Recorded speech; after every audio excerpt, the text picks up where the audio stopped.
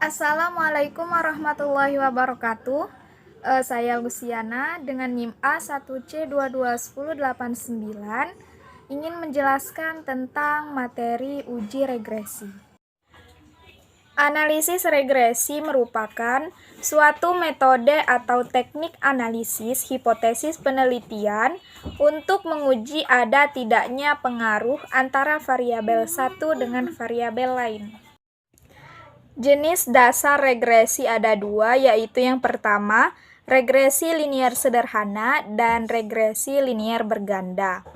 Regresi linier sederhana adalah untuk mencari pengaruh dari satu variabel, sedangkan regresi linier berganda untuk mencari pengaruh dari dua variabel atau lebih.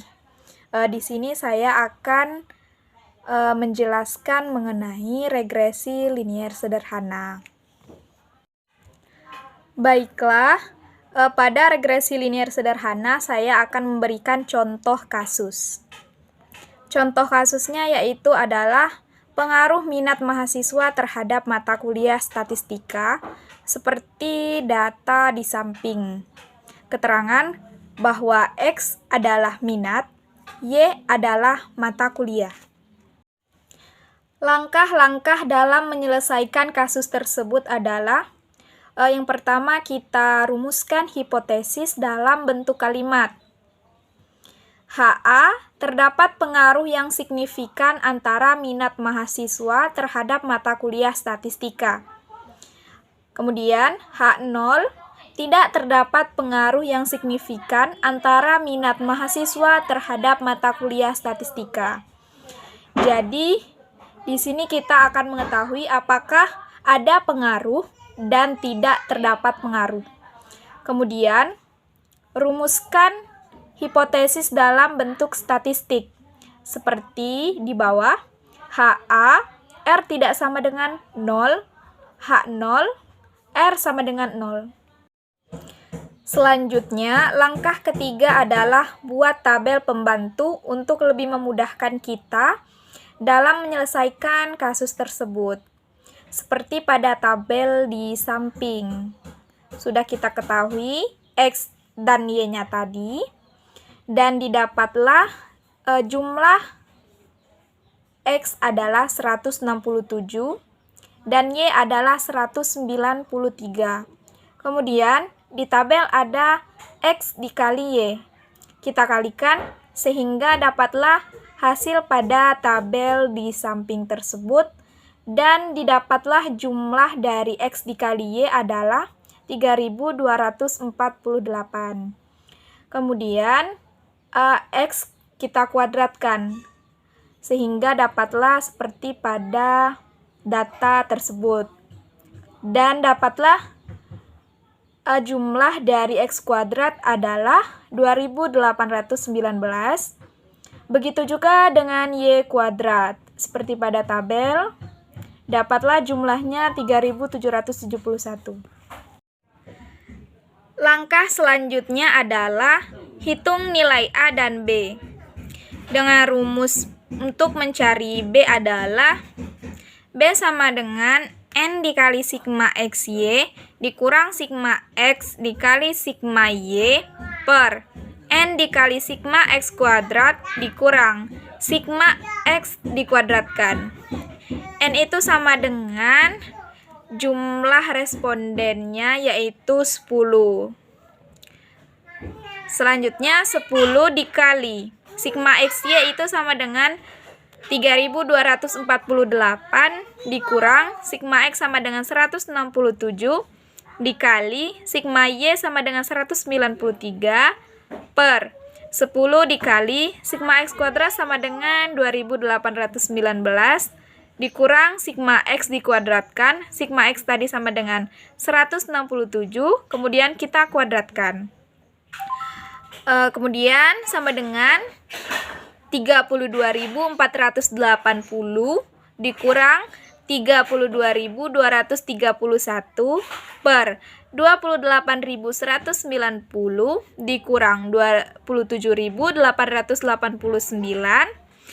sehingga sama dengan 249/301. Dapatlah hasilnya adalah 0,827. Kemudian rumus untuk mencari A adalah A sama dengan sigma Y dikurang B, nilai yang kita dapatkan tadi, dikali dengan sigma X per N. Sigma Y tadi sudah kita dapatkan adalah 193 dikurang B adalah 0,827 dikali sigma X adalah 167/10. Dapatlah 193 dikurang 138,109/10 sama dengan 54,81/10. Sehingga dapatlah 5,481. Dapatlah persamaan regresinya adalah YH sama dengan A ditambah BX. A tadi kita dapatkan adalah 5,4891. B tadi adalah 0,827X.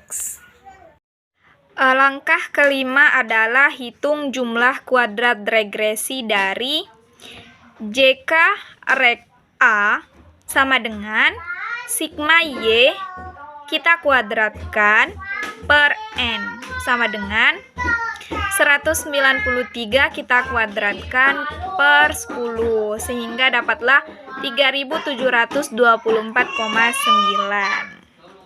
Langkah keenam adalah hitung jumlah kuadrat regresi dari JK rek B per A sama dengan rumusnya adalah B dikali buka kurung sigma XY dikurang sigma X dikali sigma Y per N.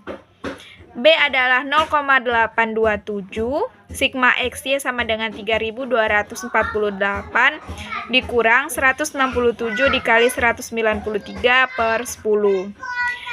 Sehingga 0,827 dikali 3248, 167 dikali 193/10 hasilnya adalah 3223,1.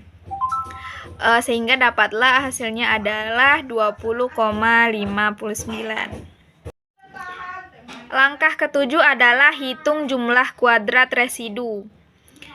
Dengan rumus JK res sama dengan sigma Y kuadrat dikurang JK rek B per A dikurang JK rek A. Sigma Y kuadrat itu sama dengan 3771 seperti di tabel yang sebelumnya ada jumlah dari sigma Y kuadrat dikurang JK rek B per A itu sama dengan sudah kita dapatkan sebelumnya tadi adalah 20,59 dikurang JK rek A sudah kita dapatkan juga yaitu hasilnya 3724,9 sehingga jika dikurangkan semuanya hasilnya adalah 25,51. Langkah ke-8 adalah hitung rata-rata jumlah kuadrat regresi dari RJK rek A sama dengan JK rek A. Jadi hasil rata-rata jumlah kuadrat regresi dari RJK rek A itu sama dengan jumlah kuadrat regresi JK rek A. Jadi hasilnya adalah 3724,9. Langkah ke-9 adalah hitung rata-rata jumlah kuadrat regresi dari RJK rek B per A sama dengan JK rek B per A. Sama dengan adalah 20,59 karena rata-rata jumlah kuadrat regresi RJK rek B per A sama dengan jumlah kuadrat RJK rek B per A.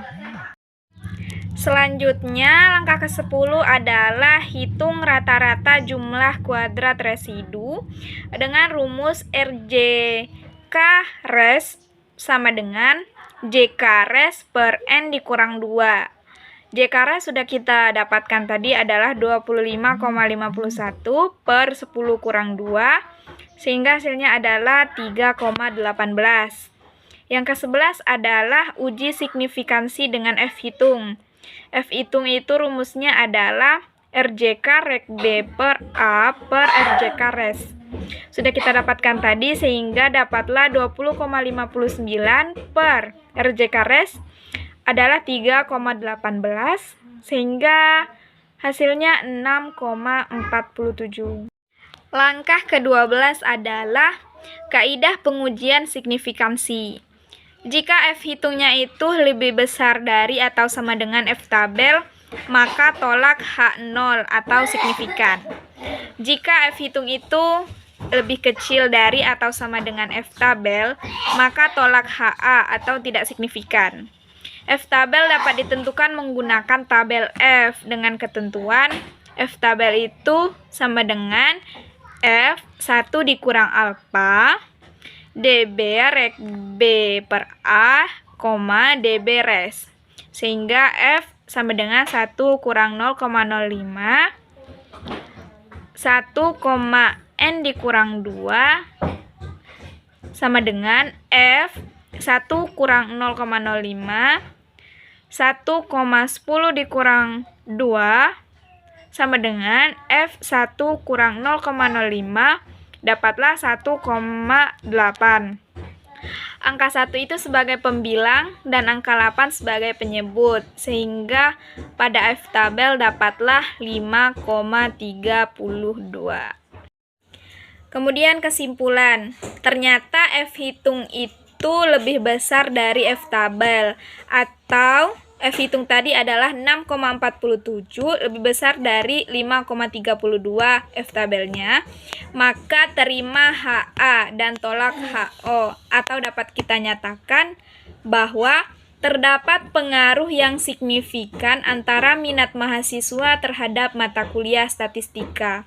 Karena tadi, jika F hitungnya lebih besar dari atau sama dengan F tabel, maka itu adalah signifikan. Sekian yang dapat saya sampaikan, kurang dan lebihnya saya mohon maaf. Saya ucapkan terima kasih. Wassalamualaikum warahmatullahi wabarakatuh.